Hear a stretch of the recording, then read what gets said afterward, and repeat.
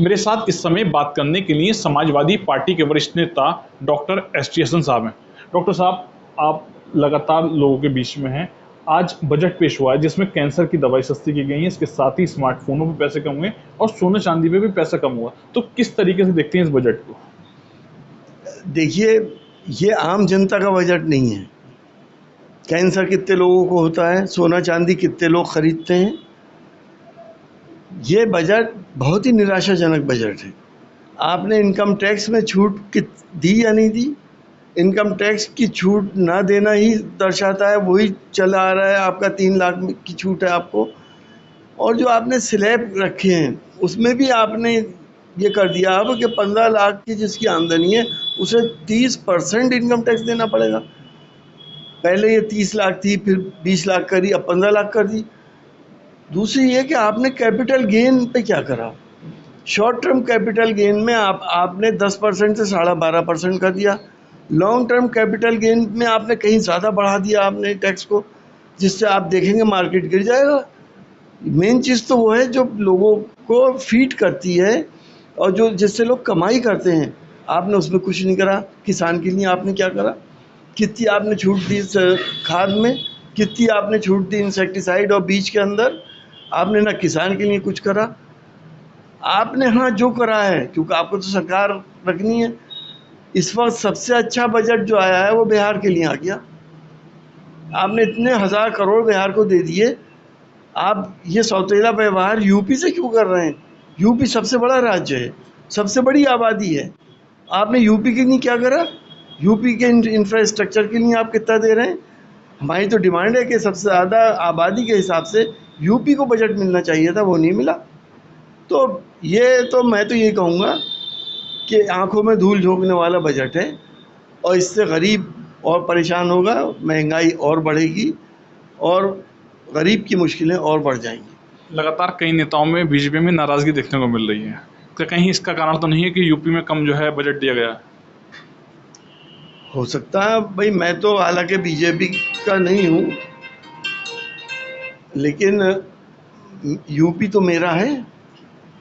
मुख्यमंत्री जी बीजेपी से ताल्लुक़ रखते हो, लेकिन हैं तो सबके मुख्यमंत्री, मेरे भी तो मुख्यमंत्री हैं। तो मैं तो ये चाहता हूँ कि मेरा यूपी बहुत डेवलप करे, और यहाँ पे गुंजाइश बहुत है, यहाँ के हालात बहुत ख़राब हैं। जब तक बजट नहीं होगा तो हम कैसे डेवलप करेंगे? नेम प्लेट पूरा प्रकरण चला, उसके बाद सुप्रीम कोर्ट ने इस पूरे प्रकरण का संज्ञान लिया और फैसला दिया। जजमेंट को लेकर क्या कुछ कहेंगे? देखिए, नेम प्लेट का मसला हमने हमेशा से इसका अपोज करा। नेम प्लेट लगाने का मतलब ये कि आप दो समुदाय के बीच में खाई पैदा कर रहे हैं, दूरियां पैदा कर रहे हैं। आप दो समुदाय के बीच में नफरतों की सौदागरी करके ये काम कर रहे हैं।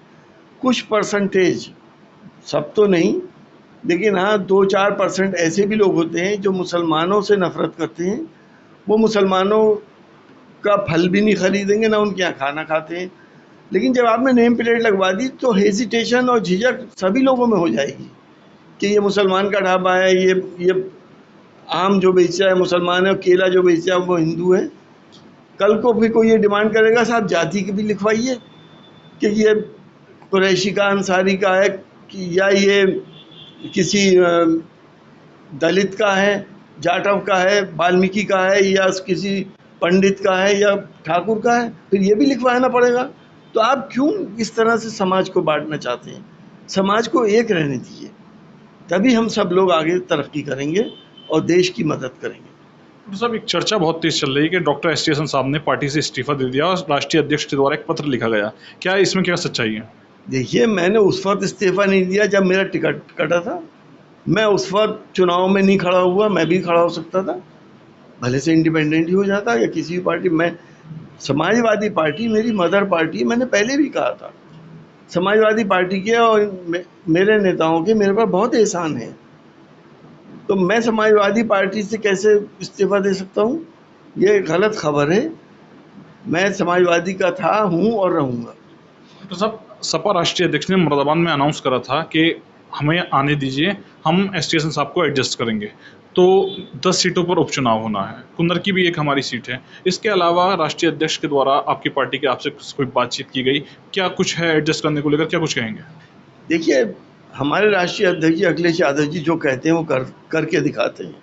मुझे पूरा यकीन है कि मुझे एडजस्ट करेंगे इंशाल्लाह, और वो जो भी आदेश देंगे वो मैं करने को तैयार हूँ। राजभर सीएम की मीटिंग में नहीं पहुंचे, वहीं केशव प्रसाद मौर्य से मुलाकात की है। प्रदेश की राजनीति में जो सब कुछ चल रहा है, इसको लेकर क्या कुछ कहना है?